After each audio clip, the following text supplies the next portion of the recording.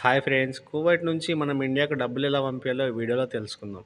Salary వచ్చిన ప్రతిసారి ఆ సాలరీ 2 నిమిషాల కంటే ఎక్కువ మన చేతిలో ఉండదు. ఎందుకంటే తీసుకెళ్ళి బ్యాంక్‌లో ఏసేస్తే ఇంటికాడ అప్పులు తీరుతాయి. అంతకు మించిన సంతోషం ఇంకేముంటది కాకా. నేను ఉండే ఏరియాలో మా బ్యాంక్ వచ్చేసి ఫస్ట్ ఫ్లోర్‌లో ఉంటది. ప్రతి ఏరియాలో ఒక బ్యాంకు కంపల్సరీ డెఫినిట్‌గా సబ్ బ్రాంచ్ ఓపెన్ చేసే ఉంటారు. చాలామంది అనుకుంటారు హుండీలో పంపిస్తే డబ్బులు ఎక్కెళ్తాయి కదా కాకా అంటారు. కానీ వాళ్ళు ప్లేట్ తిప్పేత్తే మనం బుక్ అయిపోతాం. అలా కాకుండా బ్యాంక్ టు బ్యాంక్ లీగల్‌గా పంపించుకుంటే మన డబ్బులు కూడా సేఫే ఉంటాయి. ఇక్కడ చాలా కెమెరాలున్నాయి. సెక్యూరిటీ కొద్దిగా తీయొద్దు వీడియో అని అన్నాడు. నేను వీడియో తీయలేదు.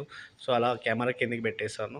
మా ఇంట్లో ఇద్దరు పని చేస్తారు. శ్రీలంక అక్క. ఇవి శ్రీలంక అక్క డబ్బులు 100 ఏస్తే 1,00,000 ఎళ్తాయి. ఇంకొక తెలుగు అక్క కూడా ఉంటది. ఇవి తెలుగు అక్క డబ్బులు. ఆ అక్క ప్రతి నెల వాళ్ళ పిల్లల చదువు కోసం ఇంటికి పంపిస్తది. ఇవేమో నా డబ్బులు. నేను వీడియో తీయడం మర్చిపోయాను. Sorry friends. నేను అన్ని డబ్బులిస్తే మనోడు ఇన్ని పేపర్లు ఇచ్చాడు.